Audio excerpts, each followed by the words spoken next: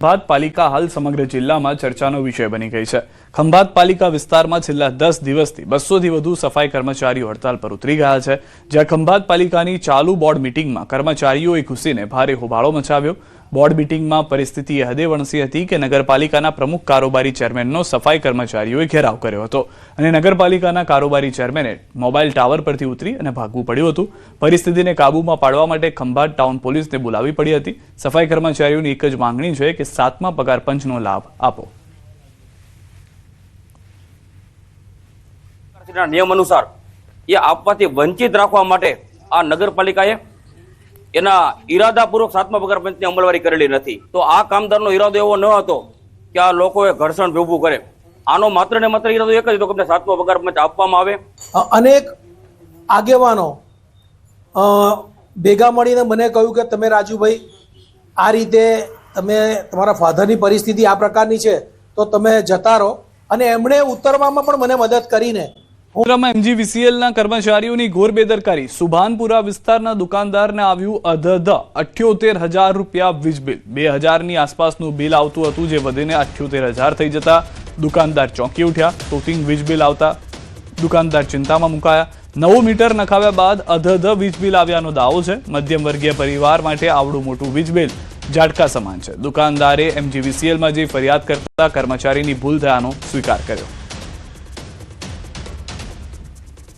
એમાં 78,000 રૂપિયા ઉપરનું બિલ હતું, જેથી થોડું આઘાતજનક લાગ્યું।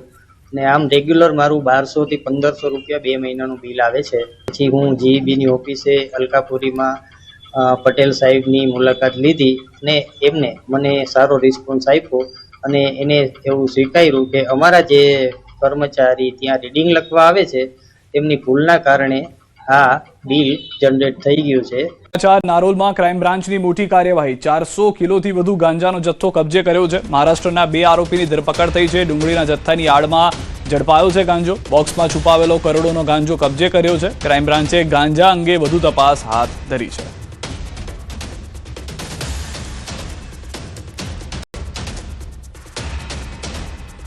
અરવલ્લી જિલ્લામાં ગાંજાનું મોટા પાયે વાવેતર થઈ રહ્યું છે। મેઘરજ પંથકમાં ગાંજાનું વાવેતર ઝડપાયું છે। ગાંજાના વાવેતરના આકાશી દ્રશ્યો પણ સામે આવ્યા છે। લાલપુર ગામે SOG ટીમની મોટી કાર્યવાહી। સરકારી જમીનમાં તુવેર અને ઘઉંના પાક વચ્ચે ગાંજાના 83 લીલા છોડ ઝડપાયા છે। ગાંજાનું વાવેતર કરનાર રાજુભાઈ નાથબાવાની ધરપકડ કરવામાં આવી છે। તો લાલપુર ગામે SOG ટીમની મોટી કાર્યવાહી। આજે દ્રશ્યો આપ જોઈ રહ્યા છો એ ડ્રોનની મદદથી લેવામાં આવ્યા છે, કારણ કે આસપાસમાં અન્ય ખેત પેદાશો કરવામાં આવતી હતી, વચ્ચે ગાંજો ઉગાડવામાં આવતો હતો।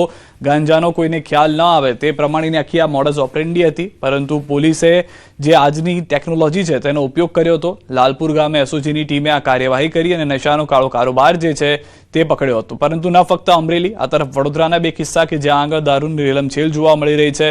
અમદાવાદમાં પણ ડુંગળીની આડમાં ગાંજો। બીજી તરફ જે દ્રશ્યો જોવા મળી રહ્યા છે ડ્રોન, તે અરવલ્લીથી છે કે જ્યાં પણ અલગ અલગ ખેત પેદાશોનો ઉપયોગ કરવામાં આવતો હતો, જેમ કે તુવેર છે, ઘઉં છે, અને તેની આડમાં ગાંજો ઉગાવવામાં આવતો હતો।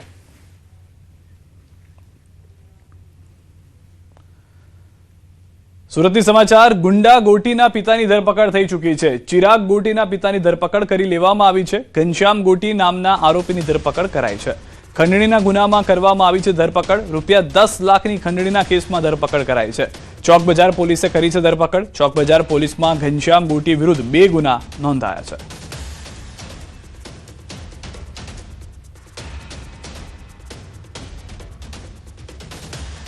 જે જૂના ગુના છે ચિરાગ ગોટી વિરુદ્ધમાં 7 છે, 8મો NDPSનો અને બીજા 2 ગુના ટોટલ 10 ગુના દાખલ થયેલા છે અને હજી પણ ફરિયાદીઓ આવી રહ્યા છે। લોકોને અપીલ છે કે ચિરાગ ગોટી જેવા લુખ્ખાથી ગભરાશો નહીં। તમારી જે કોઈ ફરિયાદ હોય અમે લઈ લઈશું અને આપને ન્યાય આપશું। વડોદરામાં ઉડ્યા દારૂબંધીના લીરે લીરા। હેર સલૂનમાં દારૂની મહેફિલ જોવા મળી હતી। મહેફિલ માણતા યુવકો ઝડપાયા છે। મુરલીધર કોમ્પ્લેક્સમાં ગાયત્રી હેર સલૂનમાં દારૂની મહેફિલ માણતા 4 યુવકો ઝડપાયા છે। લક્ષ્મીપુરા પોલીસે મહેફિલ માણતા યુવકોને ઝડપી પાડ્યા। 4 યુવકોની ધરપકડ કરવામાં આવી છે। પોલીસે વધુ તપાસ પણ હાથ ધરી છે। જિલ્લામાં કડીના અલેદેસાણ રોડ પર સીમમાં ગૌહત્યા કેસમાં પોલીસે રિકન્સ્ટ્રક્શન કર્યું. અકબર પઠાણ, નાસિર ખાન પઠાણ, ઇમરાન ખાન પઠાણ અને રિઝવાન સૈયદ નામના આરોપીઓને ઝડપવામાં આવ્યા છે. ચારે આરોપીઓને સાથે રાખી કડી પોલીસે ઘટના સ્થળે પહોંચીને રિકન્સ્ટ્રક્શન કર્યું, જ્યાં અલદેસણ ગામની સીમમાંથી પોલીસને 2 ગૌવંશના અવશેષો મળ્યા હતા અને કતલ કરવાના સાધનો તેમજ રિક્ષા મળી આવી હતી. કડી પોલીસે ગુનો નોંધી ગણતરીની કલાકોમાં જ આરોપીઓને ઝડપી લીધા હતા, જે જાણકારી મળી રહી છે. તો ગણતરીના કલાકોમાં આરોપીઓ ઝડપાઈ ચૂક્યા છે. મહેસાણાથી આ સમાચાર. ગણતરીની કલાકોમાં જ આરોપીઓને ઝડપવામાં પોલીસને સફળતા મળી છે. ગૌહત્યા કેસમાં આરોપીઓનું રિકન્સ્ટ્રક્શન કરવામાં આવ્યું હતું અને તેમની ચાલથી જ ખ્યાલ આવી રહ્યો છે કે પોલીસ તરફથી સરભરા કરવામાં આવી છે.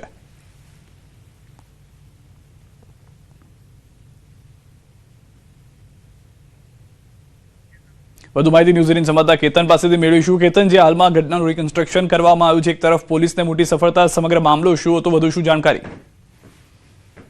ચોક્કસથી જણાવી દઉં કે મહેસાણાના કડીના અલદેસણ રોડ પર એની ગૌહત્યાનો જે મામલો વચ્ચે સામે આવ્યો છે, ગૌહત્યામાં ઝડપાયેલા 4 આરોપીઓ રિકન્સ્ટ્રક્શન આજે કરવામાં આવ્યું હતું.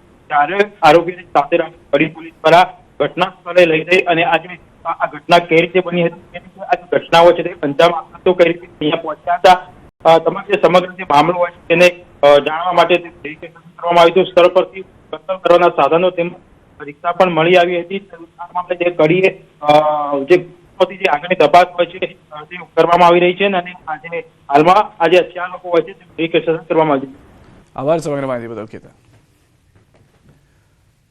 વડોદરા રેલવે સ્ટેશન પર પ્લેટફોર્મ નંબર 6 પર આવેલી ટ્રેનમાંથી વિદેશી શરાબનો જથ્થો ઝડપાયો હતો, જેમાં એસએમસી ટીમે 58 પેટી વિદેશી શરાબના જથ્થા સાથે 4 આરોપીઓને ઝડપી પાડ્યા હતા. બુટલેગર શરાબ ઉતારી સગેવગે કરે તે પહેલા એસએમસી ત્રાટકી ગઈ હતી. વિદેશી શરાબ અને 1 કાર સહિતનો મુદ્દામાલ કબજે કરી રેલવે પોલીસના હવાલે કર્યો. અગાઉમાં પણ વડોદરા રેલવે સ્ટેશન પરથી એસએમસીની ટીમે હેરોઇન ઝડપી પાડ્યું હતું.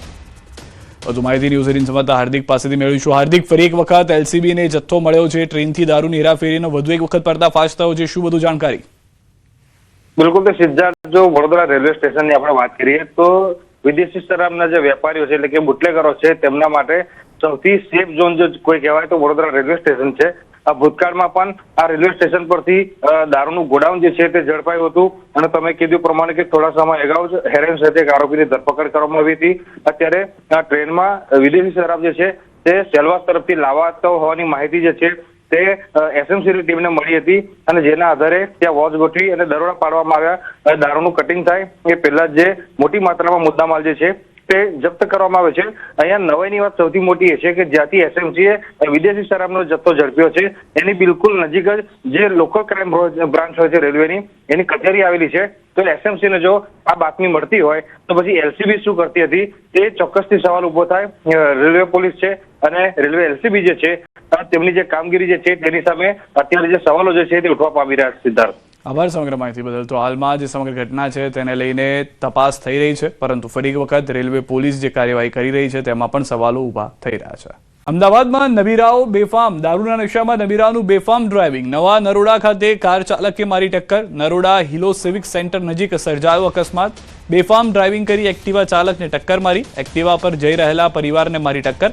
અકસ્માતમાં પરિવારના 3 સભ્યોને સામાન્ય ઈજા પહોંચી છે. ઘટનાનો વિડીયો બનાવનાર યુવક પર ગાડી ચડાવવાનો પ્રયાસ કરવામાં આવ્યો છે.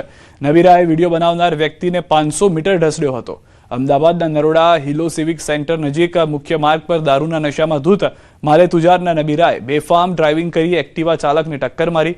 અકસ્માત બાદ નબીરો ફરાર થયો. સ્થાનિક યુવાઓએ પીછો કરી ગાડી પકડવાનો પ્રયાસ કર્યો, છતાં પોલીસ વાન આવી નબીરાને બચાવી ભાગવા દેવાનો આરોપ લગાવવામાં આવ્યો છે. આરોપ છે કે પોલીસે પીડિતની જાણકારી લેવાને બદલે નબીરાને છૂટ આપી. ઘટનાનો વિડીયો બનાવનાર યુવક પર ગાડી ચડાવવાનો પ્રયાસ થયો, જેને ઈજા થતા હાલ હોસ્પિટલમાં સારવાર હેઠળ છે. દાખલમાં આરોપીની અટકાયત કરવામાં હવે આવી હોવાની જાણકારી છે.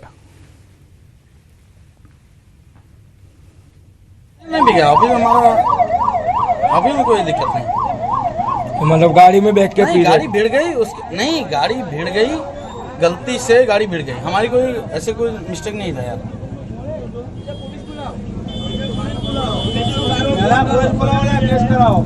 गाड़ी भिड़ गई बाय मिस्टेक, गाड़ी भिड़ गई भैया. ગાડી આગળ સ્પીડમાં ભગાવે છે ત્યારે રમેશ ઠાકોર ત્યાં ઘસડા છે ને પડી ગયા છે, એમને પણ ઇન્જર થઈ છે.